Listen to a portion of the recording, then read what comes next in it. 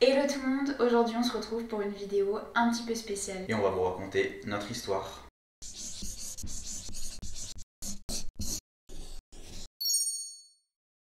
Bon alors, par où commencer? On va vous raconter un petit peu ce qui s'est passé dans nos vies et plus précisément notre descente aux enfers. Donc ça a eu lieu il y a quelques années et donc du coup aujourd'hui on va vous retracer un petit peu tout ça pour que vous puissiez vous immerger dans ce merveilleux monde. En fait, l'idée c'est de vous faire partager une partie de notre histoire qui, je pense, peut arriver à n'importe qui, à n'importe quel âge. Et pour le coup, pour avoir vécu chacun un peu de notre côté un truc compliqué, on n'a jamais trouvé quelqu'un à qui c'était déjà arrivé, une histoire qu'on pouvait lire qui pourrait nous rassurer sur le fait que ça peut arriver à tout le monde. Et en fait, l'idée c'est de vous partager un peu notre histoire pour que vous puissiez la comprendre et que si vous vous identifiez à celle-là, vous puissiez être rassuré qu'on peut s'en sortir.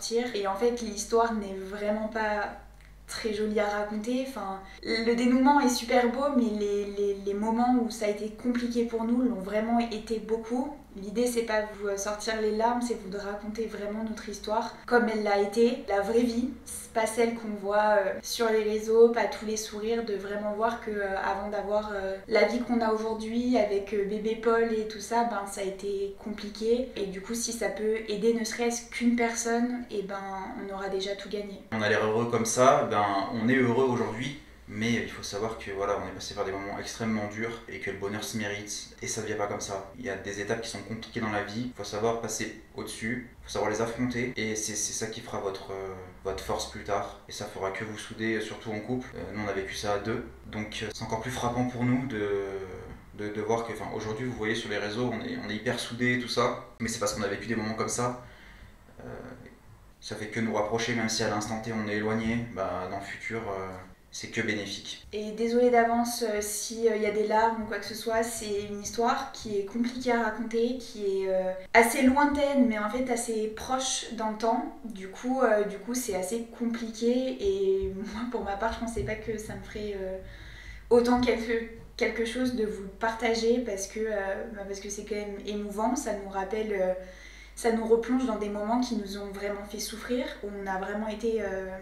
Dans de douloureux souvenirs. Ouais, dans nos douloureux souvenirs, exactement. Et du coup, voilà, ça va être une vidéo compliquée. De toute façon, en cliquant dessus, vous saviez à quoi vous attendre. Donc je préfère prévenir que ça puisse être compliqué et à entendre et à voir.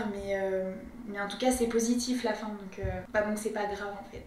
Et voilà, au moins vous pouvez vous dire que ouais, il y a que vous donner espoir, et puis quand bien même vous êtes en train de vivre. Et qu'on peut s'en sortir. Et on peut s'en sortir. Donc on va commencer par un petit peu le début de cette histoire, par l'élément déclencheur, et donc ça a été le décès du père de Chloé. Donc ça arrive en 2017, c'est en janvier 2017, et donc du coup Chloé va vous raconter un petit peu ce qui s'est passé, comment son père est mort, ce qui s'est passé, comment elle l'a ressenti, et ce qui en a découlé derrière. Alors du coup, moi mon histoire elle commence un peu longtemps. J'ai toujours plus ou moins connu mon père avec des problèmes d'alcool.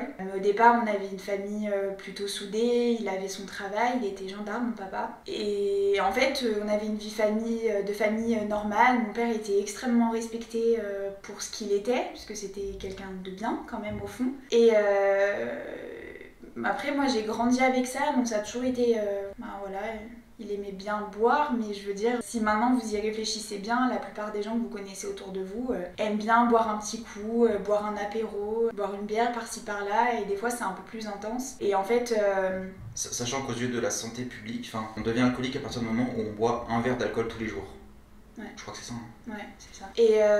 Et en fait, ce qui s'est passé, c'est que mon père est parti de la gendarmerie, il a pris sa retraite, on est parti vivre à la campagne, parce qu'on était à Lyon avant, à la caserne qui est à Perrache. Et puis il avait plus trop son cadre militaire qui lui a imposé un peu une vie un peu stricte, un cadre strict.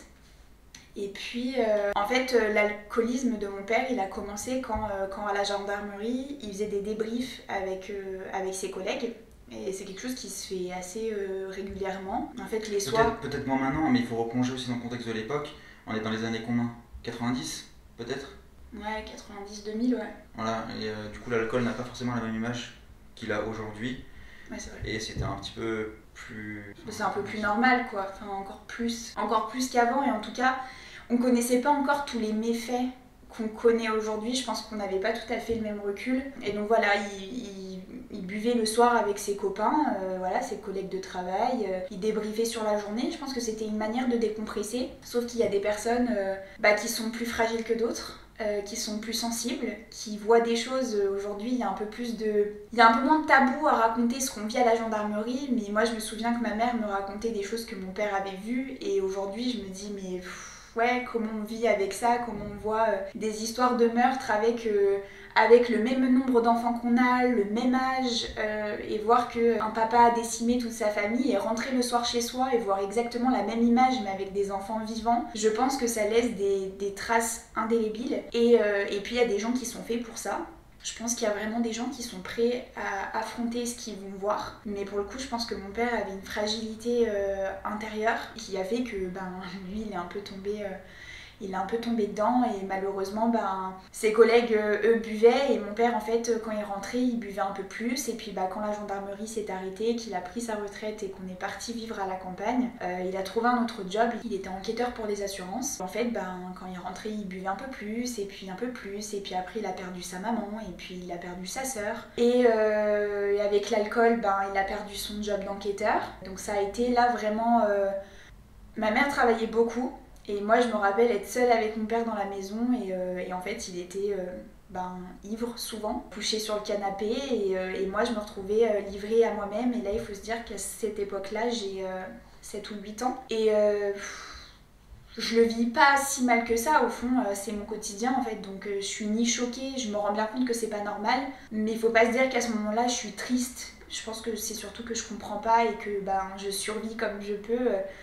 Dans un truc un petit peu chaotique. Et voilà, la descente continue. Donc après, il trouve un job, il était inspecteur à la SPA. Et puis un jour, gentiment, sa responsable lui a dit je te laisse prendre ta retraite tranquillement, parce que mon père il assurait plus du tout les rendez-vous, il était complètement ivre et ça entachait son travail, et puis les gens s'en rendaient compte autour, donc ça devenait problématique. Et il faut se dire qu'à ce moment-là déjà mon père ne vivait plus avec moi. C'est ça que j'ai oublié de dire, c'est que mes parents se sont séparés quand j'avais 11 ans. Donc mon père est parti vivre dans un appartement à une vingtaine de minutes de chez moi, et à partir de ce moment-là déjà on s'est beaucoup éloignés, puisque mon père il revenait de temps en temps, mais pour insulter ma mère, pour boire. Et puis il repartait, et on se voyait pas forcément, il venait me chercher des fois à l'école, il venait m'emmener au train, enfin voilà, c'était... on se voyait de manière très ponctuelle. Donc pour recontextualiser, je commence vraiment à ce moment-là à m'éloigner beaucoup de mon père, bien qu'on ait été hyper proches. Et en fait voilà, il perd son job, alors il a rencontré une nouvelle nana qui, je pense, l'a aidé un petit peu à se raccrocher un peu au navire, je dirais, mais ça l'a pas empêché de boire. Et puis plus ça allait, en fait, plus il buvait. Et son état devenait vraiment... on sentait que l'alcool, c'était plus juste quand je suis en colère, je suis violent. Ça prenait vraiment une autre dimension. Et ça devenait compliqué à gérer. Et quelques années avant qu'il décède, avec mes sœurs, on a décidé d'aller chez lui. Donc ça, je pense que... Mon père, ça fait 5 ans qu'il est décédé. Je pense que c'était il y a 8 ans. Il y a 8 ans, avec mes sœurs, on a décidé d'aller voir mon père un soir et d'aller lui parler, pour lui dire que s'il continuait comme ça, on arriverait à un point de non-retour, et que l'alcool finirait par complètement le faire partir. Nous, on avait très peur qu'il meure dans un accident de voiture, qu'il tue quelqu'un, qu'il se tue lui-même parce qu'il faisait des chutes et que des moments il tombait à ça d'un angle de table. Enfin, on commençait à se dire ça prend une ampleur, là on va le perdre en fait. Donc on tente le tout pour le tout, et on se dit allez, on va y aller quoi. Et en fait ce soir-là on lui parle, et il a fini par se resservir un verre de vin devant nous, et c'était épique ce moment. On a fini par se dire mais c'est pas possible, tu te fous de nous en fait, c'est pas ok. Et il faut se dire en plus qu'à cette époque-là mes sœurs avaient déjà 2 enfants chacune, donc il aurait pu se dire j'ai des petits enfants, voilà. Faut s'accrocher à la vie et il faut faire quelque chose, mais non, je pense qu'il y a des blessures qui sont trop profondes. Je pense qu'il y a des traumatismes qu'on peut pas penser, quoi, qu'on peut pas éteindre. Et pour le coup, je pense que la souffrance de mon père était tellement intense que le bonheur qu'il avait à vivre avec nous, ses filles et ses petits-enfants, je pense qu'il n'était pas à la hauteur de la souffrance intense qu'il ressentait à l'intérieur. Donc le temps a continué, et entre-temps, j'ai rencontré Théo. Du coup, on est sortis ensemble. Non, ça c'était en 2015. Ouais.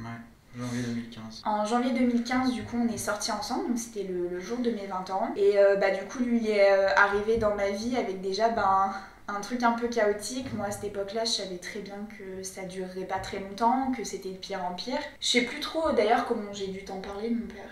Je me souviens absolument pas avoir un peu introduit bonjour, t'arrives un peu dans une famille un peu spéciale. Et en fait, t'as dû le rencontrer 2-3 fois. En vrai. Parce que des fois on allait chercher un truc chez mon père, récupérer le Karcher, des bêtises comme ça, ou même je crois que j'avais acheté une nouvelle voiture et du coup c'était un peu une espèce de fierté de montrer à mon papa ma voiture, donc voilà. Et en fait au bout d'1 an et demi de relation, à peu près, avec Théo donc. Bon bah là l'état de mon père s'était nettement aggravé, on était sur un truc un peu corsé. L'état s'est aggravé, c'est-à-dire que l'alcool il la buvait mais des fois il la gardait même pas tellement que... Il y a plusieurs phases en fait, l'alcool, pour l'avoir vu sur mon père, il y a l'alcool mauvais, il boit, il devient violent, il devient méchant, machin, puis après il y a l'alcool, je deviens un peu faible, je tiens plus debout, je perds la mémoire, et puis après il y a l'alcool qui finit par tuer, du coup qui crée une maladie. Et il se trouve qu'en août 2016,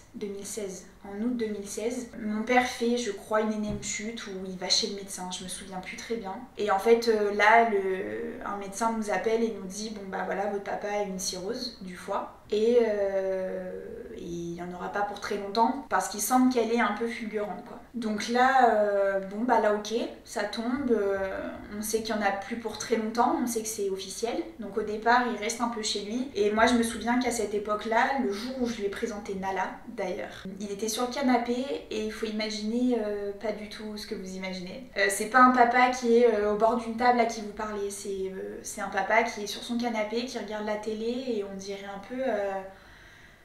quelqu'un d'autiste quoi, quelqu'un qui est bloqué, qui détourne même pas le regard quoi, qui limite même parle même pas, qui est vraiment dans ses pensées mais lointaines. Et en fait j'ai décidé ce jour-là de lui dire tout ce que j'avais à lui dire, que je l'avais détesté pour ce qu'il avait fait à ma mère, pour ce qu'il m'avait fait à moi, mais que j'avais aussi détesté ma mère parce que je me suis pas du tout sentie protégée enfant, j'ai pas du tout été épargnée par leurs histoires de couple, par son histoire à lui, et que voilà j'avais beaucoup souffert mais qu'aujourd'hui j'avais tout pour être heureuse. À l'époque j'étais à l'école donc voilà je savais pas où est-ce que j'en arriverais, mais en tout cas à cette époque là j'avais Théo, j'avais l'école, j'étais bien, ma maman s'était très bien occupée de moi, donc en fait moi tout de suite je lui ai dit je suis heureuse en fait aujourd'hui, donc en fait tu peux partir en paix parce que moi je le suis en tout cas, donc j'avais vraiment envie de lui dire ça parce que je me suis dit le jour où il partira je pourrais pas revenir en arrière, je pourrais pas lui dire à quel point je l'ai détesté, parce qu'il y a besoin de dire les choses négatives aussi, bien que la situation était dramatique, mais il fallait dire les choses telles qu'elles étaient pour que moi je puisse vivre en paix après, parce que je savais que ça serait difficile. Et du coup voilà, ce jour-là je lui ai dit tout ce que j'avais à lui dire. Donc après il était chez lui et puis il a fini par devoir aller à l'hôpital parce que la cirrhose en fait, le système de la cirrhose c'est qu'en fait il avait de l'acide dans le ventre et qu'il fallait lui ponctionner cette espèce de liquide en fait qui en sorte l'empoisonnait. C'est un peu comme ça, je sais pas trop comment l'expliquer. Et donc en fait ça lui faisait grossir le ventre et en fait il le ponctionnait, et plus il ponctionne, plus ils enlèvent beaucoup de liquide. Et puis en fait ils expliquent qu'un jour ils peuvent jamais enlever la totalité du liquide, donc c'est-à-dire que s'il y a 1,5 litre, ils enlèvent 1,3 litre quoi. Et en fait à mesure ils peuvent pas tout enlever et un jour ils s'empoisonnent entre guillemets et ça se termine. Du coup, après, quand il était à l'hôpital, on y faisait beaucoup d'allers-retours. Je me souviens que des fois, au départ, tu venais pas avec moi, je crois. Non. Donc au départ, Théo venait pas, et je me souviens qu'à cette époque, je lui en voulais un peu. Mais d'ailleurs, j'en voulais à la terre entière, parce que c'est pas des choses qu'on a envie de voir. C'est pas des choses qu'on a envie de vivre. Après, je venais pas aussi, mais son père, je le connaissais pas. Je l'avais vu 3 fois. Ça n'enlève rien à la douleur que Chloé pouvait ressentir, mais c'est l'implication que je ressentais vis-à-vis de son père que je ne connaissais pas en fait. Donc c'était compliqué pour moi. En fait. Oui, il y avait aussi cette question de légitimité, mais voilà, je le connaissais pas, donc du coup c'était difficile de m'impliquer dans quelque chose qui me touchait pas directement. Et du coup, c'est des détails un peu compliqués, mais je pense qu'il faut remettre un peu le contexte et se dire qu'à cette époque-là, on a 21 ans. Enfin, moi j'ai 21 ans, Théo il a 20 ans. Et en fait, l'acide, le liquide que mon père a dans le ventre, quand il n'est pas ponctionné à temps, le rend violent. Et il faut savoir qu'à cette époque-là, mon père marchait quasiment plus, il était trop faible. Et en fait, quand il n'était pas ponctionné à temps, il avait des regains d'énergie, c'est-à-dire qu'il se levait de son lit, les infirmières le trouvaient au milieu du couloir. Et en fait, dans ces moments-là, elles étaient obligées de l'attacher au lit. Et ça a été des moments très compliqués. Après, il faut se dire qu'aussi, je crois que quand j'allais à l'hôpital, j'étais l'ombre de moi-même, c'est-à-dire que je pense que j'y allais, mon corps y allait, mais j'avais mon âme qui restait dehors dans la voiture, parce qu'en fait, j'avais pas l'impression d'aller voir mon père, j'avais l'impression d'aller voir quelqu'un.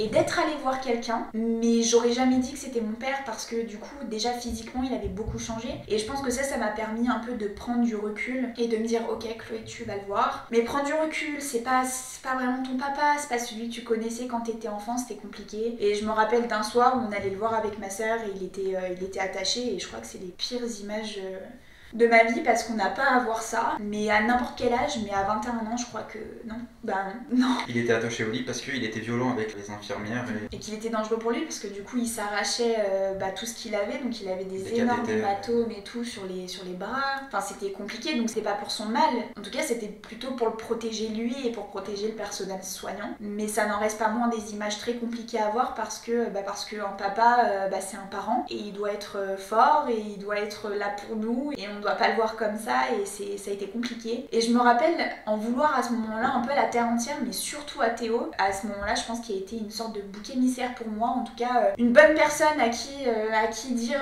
je t'en veux, alors qu'il a rien demandé à personne et que lui il tombe dans ma vie dans un moment très compliqué. Mais à ce moment-là, je lui en veux parce que j'ai l'impression que moi je vis ces images seule et je vois pas pourquoi lui il les vit pas alors qu'en fait tant mieux que t'es pas allé vivre. Parce qu'en fait, c'est pas réellement ton histoire, tu la vis à travers moi, mais c'est pas vraiment ton histoire, donc en même temps, je peux pas trop reprocher. Mais à l'époque, c'était trop compliqué pour moi, ça fait trop d'émotions à gérer, et je pense que on se défend comme on peut, et moi, c'était mon seul moyen de défense. Et après, je me rappelle une fois avoir dit à Théo, mais viens voir avec moi, viens.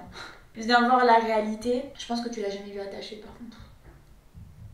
Puis après, mon père, il a quand même eu un petit regain de pseudo-énergie, où il était un peu plus agréable, où on allait vers lui, il parlait, il nous demandait comment on allait, voilà. Et ce qui était particulier, c'est qu'il était un peu comme quelqu'un d'Alzheimer, c'est qu'il se souvenait pas à court terme, mais par contre...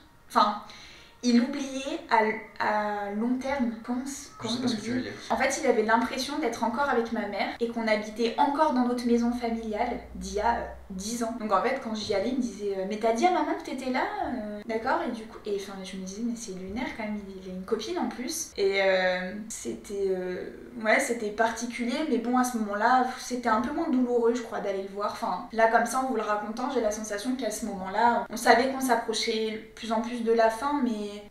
Il avait l'air d'aller bien, il avait l'air assez serein, assez bien et voilà, c'était un peu plus simple.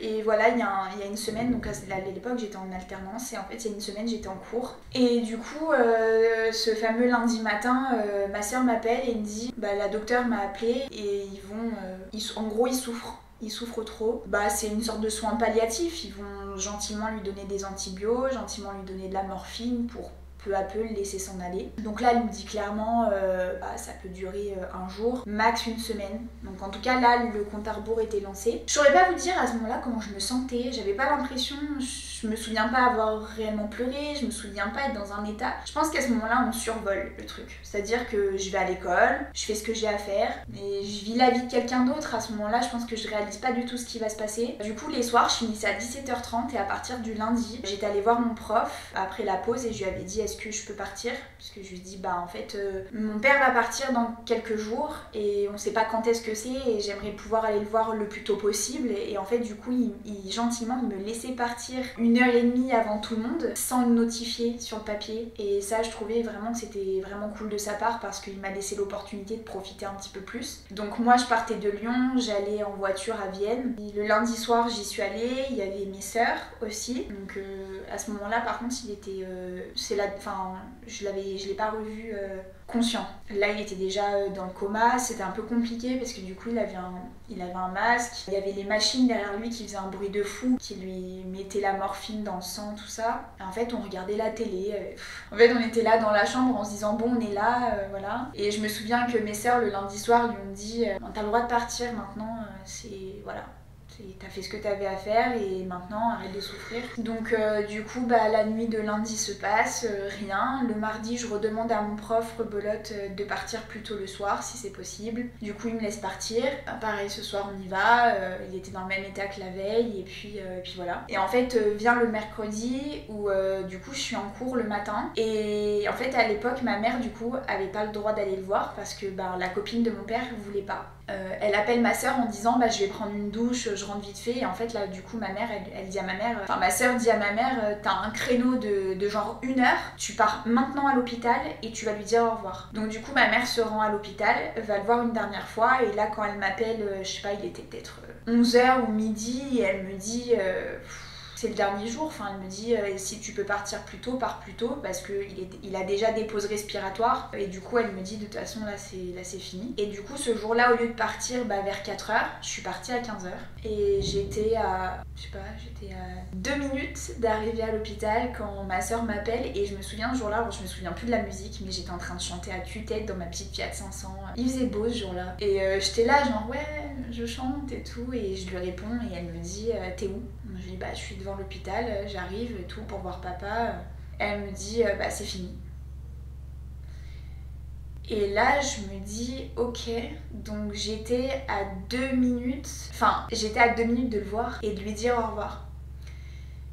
Et ok, donc elle me dit arrête-toi, je dis non mais t'inquiète, je lui dis je suis devant l'hôpital. Donc je lui dis là je me gare et puis je vais aller le voir en fait. Et à ce moment-là j'appelle Théo et direct je lui dis c'est fini. Et je lui dis, j'avais quelque chose à lui dire, mais je me souviens pas. Et encore aujourd'hui, 5 ans après, je sais toujours pas ce que je voulais lui dire, mais j'avais un truc à lui dire ce jour-là. Et je pense que ce qui m'a fait beaucoup de peine en fait ce jour-là, c'est de m'être dit, moi, j'ai par pudeur, les soirs où mes sœurs lui ont dit au revoir, moi je l'ai pas fait parce que j'avais pas envie de le faire devant tout le monde. Je crois que c'était difficile pour moi de lui parler alors qu'il était pas conscient et de lui dire au revoir papa, on se reverra pas, voilà, je t'aime. Enfin, c'était trop compliqué de le faire devant tout le monde. Il y avait mes 2 beaux-frères, il y avait mes 2 sœurs, il y avait Théo, puis des fois il y avait Josiane. Enfin, c'était compliqué en fait de me projeter et de lui dire au revoir. Donc en fait, j'ai eu la sensation de pas lui dire, alors de pas lui avoir dit, alors qu'en fait, techniquement, je l'avais déjà fait et au plus profond de mon cœur, il le savait, je le sais. Mais c'était compliqué et en fait, du coup, je me suis garée et j'ai couru,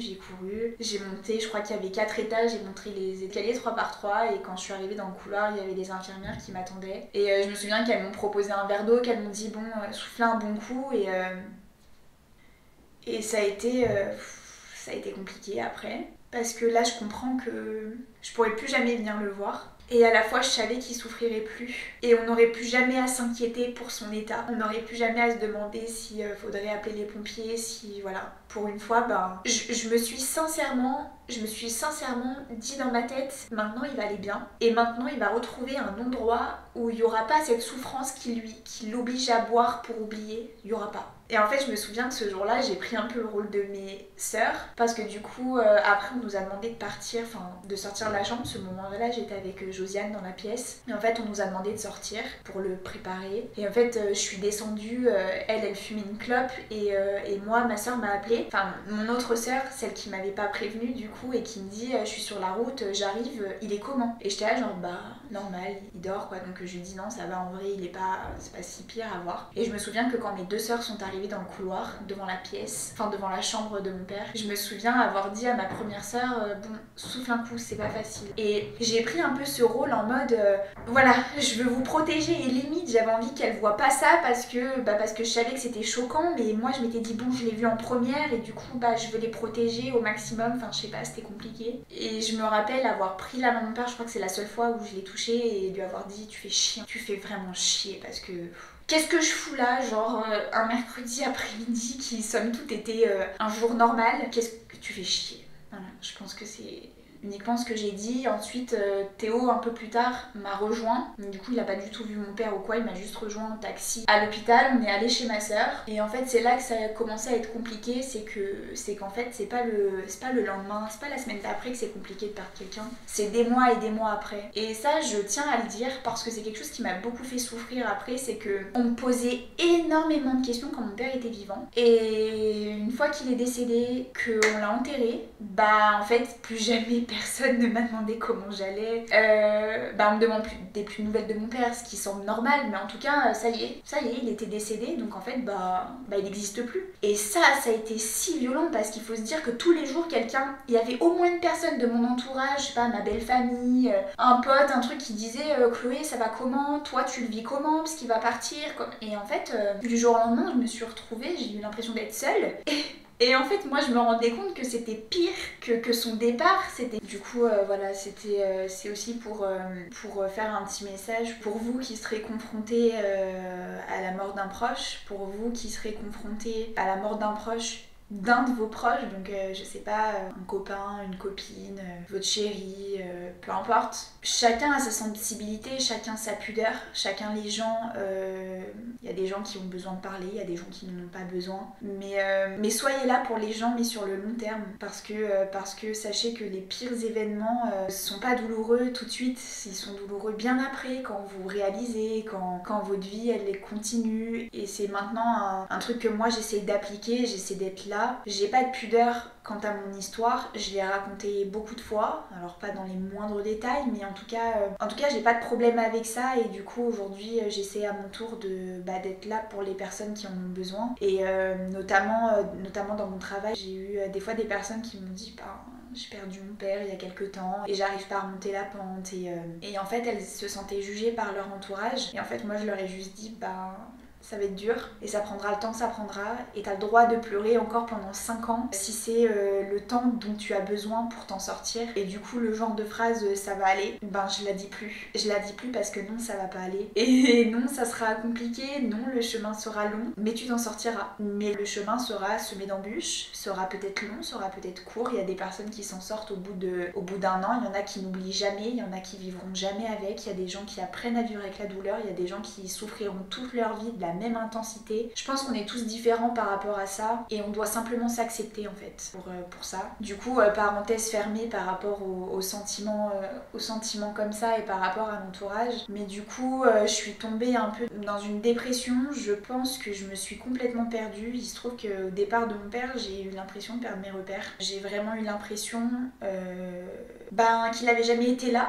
Donc en fait, d'un coup, c'est officiel, il le sera plus. Et du coup, tous les espoirs que je nourrissais avec la petite fille intérieure, d'un coup, tout tombait à l'eau. Et je pense que c'est en ça que ça a été compliqué pour moi de remonter la pente, c'est que j'avais pas de regrets, mais en fait, ma vie était construite sur un espoir qui d'un coup partait en fumée, littéralement. Et voilà. Et à ces moments-là, je parlais beaucoup à Théo, je lui racontais sans filtre ce que je ressentais, ce qui me passait par la tête, et je pense qu'à ce moment-là, j'aurais pas pu faire différemment, je referais pas l'histoire, je la réécrirais pas, donc j'ai été dure, mais je pense que j'ai dit les choses telles que je les pensais à ce moment-là, sans vraiment imaginer qu'il y aurait des répercussions plus tard. Mais en tout cas, j'ai dit les choses comme je les pensais, et je pense que je l'ai pas épargné. J'aurais pu être différente, mais dans tous les cas, encore une fois, on réécrit pas l'histoire. Et en tout cas, ça a été compliqué, et on vivait ça tous les deux, et je pense que à ce moment-là, Théo a été très fort pour moi. Il a complètement noyé, lui, sa peine au milieu de tout ça, parce que je pense qu'aussi il y avait une sorte de... comme s'il n'était pas légitime d'être triste, parce que c'était pas quelqu'un qu'il connaissait réellement. Enfin, je veux dire, mon père, il l'avait vu 3-4 fois, et puis moi, mon père, c'est pas que je l'aimais pas, mais quand je parlais de lui, j'étais pas tendre du tout. Donc, il pouvait même pas lui vouer un certain respect ou un peu d'amour. Moi, quand je parlais de mon père, j'en parlais pas très bien, donc je pense aussi qu'il y avait une sorte de j'ai pas trop le droit d'être triste parce que je le connais pas, puis pourquoi je serais triste alors qu'en fait il était pas gentil avec Chloé, puis à la fois elle est triste mais je sais pas comment gérer, donc il vous expliquera après son ressenti par rapport à tout ça. Mais tu vois aussi, quand tu disais que tu lui parlais mal, à chaque fois que tu parlais mal de lui, moi je te disais toujours pèse tes mots parce que tu pourrais le regretter plus tard, et profite du fait qu'il soit là avant qu'il ne soit trop tard, justement. Et ça, c'était compliqué parce que quand on en veut à une personne, on a beau se dire ok, ça va s'arrêter, mais c'est une personne qui avait mon père nous avait fait tellement de mal, et il avait tellement laissé de cicatrices et de blessures, parce qu'au-delà d'être des cicatrices, à la base c'était des blessures. Donc en fait c'était compliqué, et en fait quand j'ai commencé à aller un peu bien, moi personnellement, donc à titre de fille qui avait perdu son père, et c'est là qu'on est tombé dans une spirale infernale qui... C'est là où ça a commencé à basculer pour moi. Voilà. Et pour le coup, à titre personnel, ça a été pire que de perdre mon père. Parce que réellement aujourd'hui, j'ai aucun problème à parler de mon père, même si tout à l'heure voilà, je suis émue en le racontant parce que aussi là je suis à cœur ouvert. Mais ce que j'ai vécu en tant que spectatrice par rapport à Théo, ce qu'il a vécu, ça a été de loin la chose la plus longue à vivre, ça a été de loin la chose la plus dure à vivre. Et là du coup voilà, on est tombé dans un autre, c'est-à-dire qu'on avait le début de notre vie et puis bah là on est re-rentré dans quelque chose qui a été intense. Toi tu t'en es remis aussi, c'était plus d'un an après, entre un an et un an et demi, que Chloé a commencé à aller bien. Et donc c'est à ce moment-là où pour moi ça a commencé à basculer. Et après vis-à-vis du décès de son père, moi j'ai pas très bien vécu le fait de le voir. Alors en fait je l'ai vu avant la mise en bière, là, avant qu'il scelle le cercueil. Du coup là je l'ai aperçu dans la pièce. Alors je voulais pas rentrer dedans parce que je voulais pas le voir. Et en fait en regardant Chloé, ce qui se passait dedans, j'ai aperçu son visage. Et là ça m'a marqué, c'est quelque chose qui m'a profondément choqué. Parce que du coup il faut savoir qu'il est resté longtemps à la morgue. Il est resté 12 jours. Ouais, parce qu'en fait il voulait être incinéré. Et l'incinération c'est assez long pour avoir un espèce de rendez-vous. Je ne sais pas comment on appelle ça. Et du coup du moment où il est décédé, en fait il est décédé le mercredi 18 janvier 2017 et il a été enterré plus de 10 jours après parce que du coup c'était le lundi, pas celui qui a suivi, celui d'après, donc ouais il est resté quasiment 13 jours à la morgue, donc son corps avait changé parce que du coup bah il n'y a plus l'élasticité, il n'y a plus rien, donc ok il reste à la morgue, mais en fait ses tissus se relâchent complètement et déjà moi je l'ai vu 2 fois après je crois à la morgue, on est allé le voir et déjà du jour au lendemain c'était plus la même personne, mais bah 10 jours après c'était pire. Moi j'ai eu du mal à le voir, mes sœurs sont allées le voir de très près, moi je suis allée voir parce que j'en ai besoin, c'est vraiment quelque chose dont j'ai besoin, mais pas de trop près non plus parce que bon, voilà c'était pas... Et donc ses yeux, du coup le corps, les yeux rentrent en fait dans le crâne, plus ça va plus ça rentre. Et du coup moi ce que j'ai vu c'est en fait on voit les os là les orbites. Et en fait ça c'est vraiment c'est perturbant, c'est choquant. Après il était très maigre et tout, mais ça il était déjà avant. Mais du coup le fait de voir que les yeux étaient rentrés, c'était perturbant. Et après il y a quelque chose qui m'a beaucoup choqué aussi, c'est lors de la cérémonie d'incinération, on avait la possibilité de voir le départ du cercueil dans le four. Et alors là, c'est la plus grosse connerie que j'ai faite, je crois, c'est un traumatisme, je crois que ça me marquera à tout jamais. Là, on est derrière une vitre, il y a un mec qui arrive avec le cercueil sur une table, il y a 3 fours côte à côte, il ouvre la porte du four, ça s'ouvre super vite, il pose le cercueil sur un tapis roulant, et là, après il dit c'est bon, on peut passer à l'étape supérieure. Et là, du coup, il appuie sur un bouton, le tapis se met à rouler, donc le four s'ouvre, enfin où était ouvert, je sais plus. Et là, le cercueil part dedans, donc en fait on voit pas, il part, et d'un coup, mais part à un truc, mais une vitesse. Enfin, en fait, je pense qu'il doit tomber, je sais pas comment ça se passe, mais ça m'a choqué, la violence en fait de... Et surtout la porte électrique se referme, enfin le volet oui, mais électrique se referme. Avant qu'il se referme, il y a ce départ du cercueil qui chute et qui prend une vitesse, mais on a l'impression qu'il tombe dans un trou. Et ça m'a vraiment choqué parce que je me suis dit, mais en fait, il va où? C'est bizarre, on sait qu'il va être incinéré, mais il y a ce truc là où tu as vu cette personne dans cette boîte. Et là, c'est terminé. Elle est partie dans un monde parallèle, quoi. Et c'est vraiment...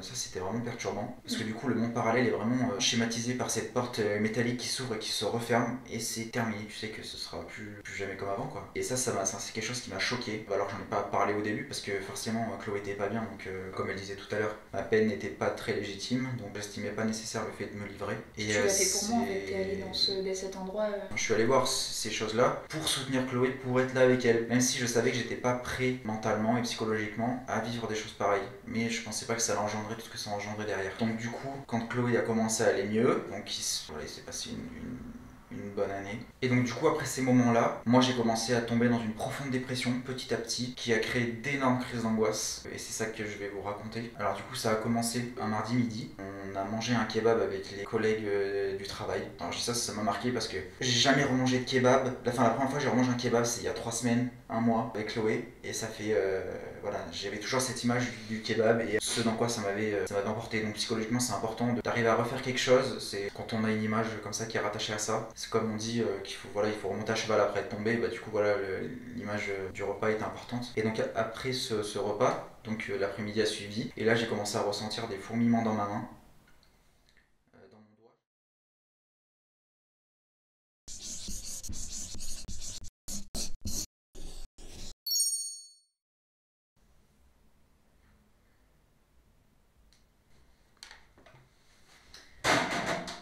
Ah, t'as pas pris de la télécommande? On s'en fout, c'est ok. Je pense que c'est bien. Non, ça va. Elle va être compliquée, je te le dis. Ok. Et